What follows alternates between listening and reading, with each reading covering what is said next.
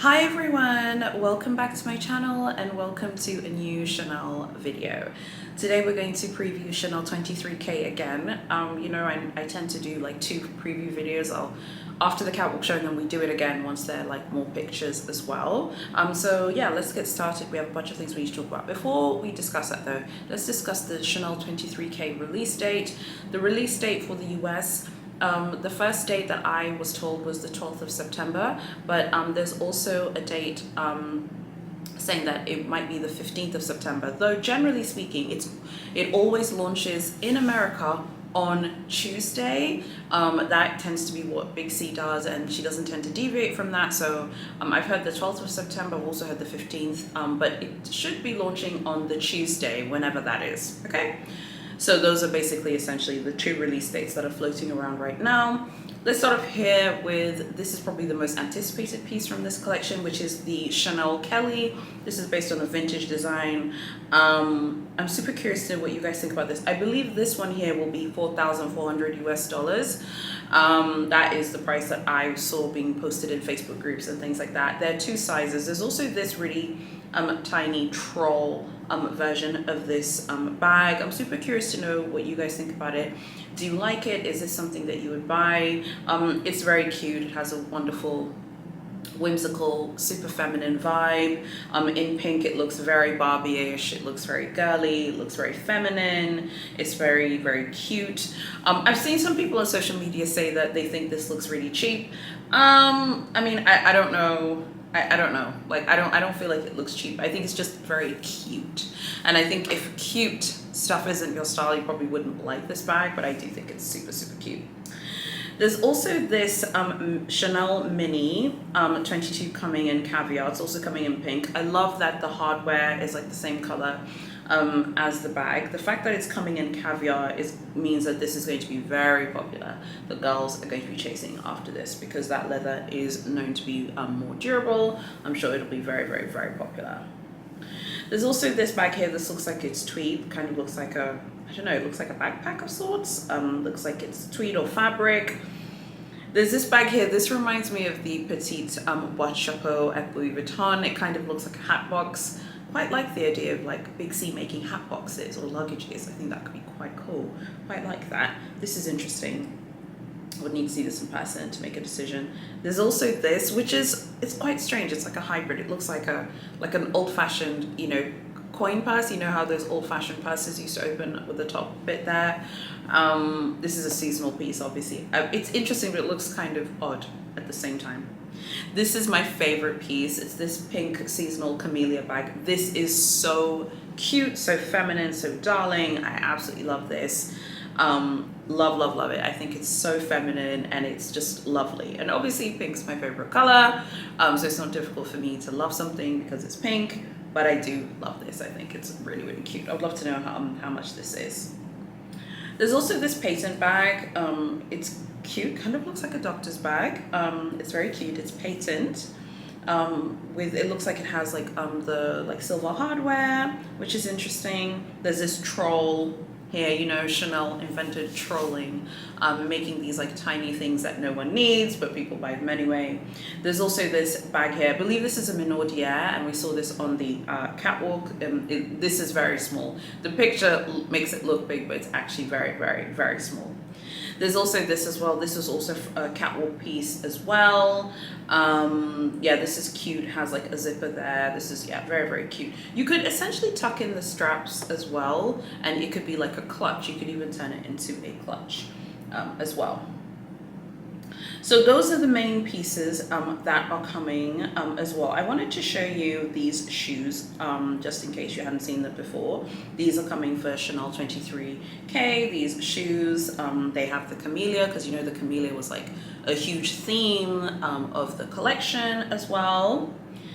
And then I also just super quickly wanted to show you again that bag that I said. It's like a camellia, it's like a flower with the strap. And then you can like tuck in that strap inside the bag. The bag looks very small, to be fair, but you could like tuck it in. I think it would make a very cute evening bag, and I definitely think people would absolutely want something like this as well.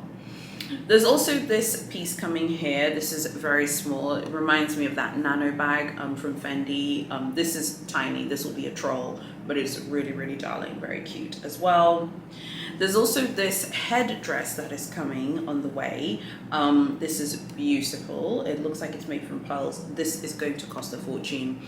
You can tell a lot of handiwork has gone into creating this piece. So it is like a headdress. It is going to cost a fortune. I already know that. I don't even need to know how much it's going to cost, because I don't even need to know how much it's going to cost, because I already know it's going to cost an absolute fortune as well. So those are the key pieces that are coming for Chanel 23Ks. I would love to know what you guys think of Chanel 23K. Are there any pieces that you like? Are there any standout pieces for you? So I told you guys that my standout piece was that seasonal pink camellia bag with the beautiful camellia at the front. I think that is so cute and feminine and gorgeous. I think people really like that one. And I also think the Chanel 22 in the caviar is also another standout piece in pink. I'm sure it will come in other colors, but the pink one is the one that I could find for right now. I'm sure that one will be very popular with the girls as well, because it's caviar. I'm sure it will sell. And I imagine that in black, if it's coming in black. I don't know if it's coming in black, but imagine it comes out in black. I feel like it would be very, very, very popular, and people would really like it as well. So I'd love to know what you guys think about Chanel 23K and some of the things that I have shown you here, and where do you guys stand with Chanel at the moment. So shout out to one of the Glamazons who sent me a link to a news article that the Wall Street Journal did on the CEO of Chanel, Lena Nair. And I have a subscription to Wall Street Journal for business, so I was like, great, it's paywalls, I can read the thing. I shared it on my Instagram, a few screenshots. I used my subscription to share it with the leopards, just in case you couldn't read the article. I read it. It was very interesting. They talked about a wide range of things. It seems to me that Lena Nair is really being elevated as the face of the Maison over Double V. In the article, they talk about how Double V shuns the spotlight. That was the words of the Wall Street Journal. She doesn't like to do media and stuff like that. And I think I was telling some of the Instagram leopards, in my story, that's something I do miss about Karl Lagerfeld. I think Double V is doing really well, and I really like her work.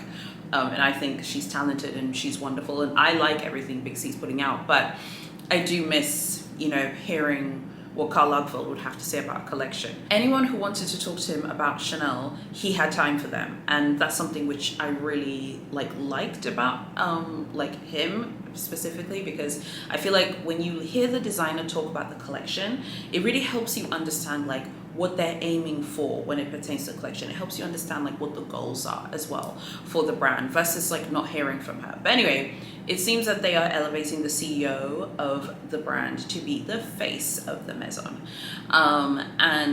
In the article, I'll link it below. If it's not paywalled, you can read it. And she talks a lot about Chanel, and how, at one point, I think even in the article, she says how financial results are not important to them. They want to invest in the brand. So I think that she's been given a very big mandate by the W's, the family that own the brand.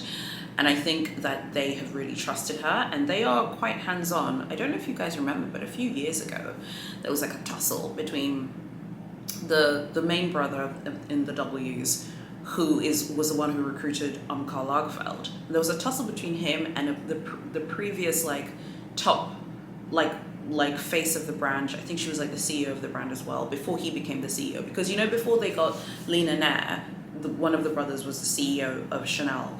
But before he was, it was another lady. And then I think he pushed her out or something. He didn't like what she was doing for the brand or whatever. Anyway, they're very, very involved. They seem quite private. We don't hear a ton about them in terms of what they're up to, but they are very, very involved. And I think with a lot of the conversations about Chanel, there's so much chatter and stuff about the brand seems very focused on their other metiers. They have other great metiers. They have their jewelry, they have their timepieces and stuff. When I went to London in May, passed by Harrods many times, and I'd walk through Chanel. Chanel's busy, she's selling. And I think that the brand actually told the Financial Times that they make 40% of their revenues come from the top 2% of their clientele. So Chanel have essentially made the right call for their brand.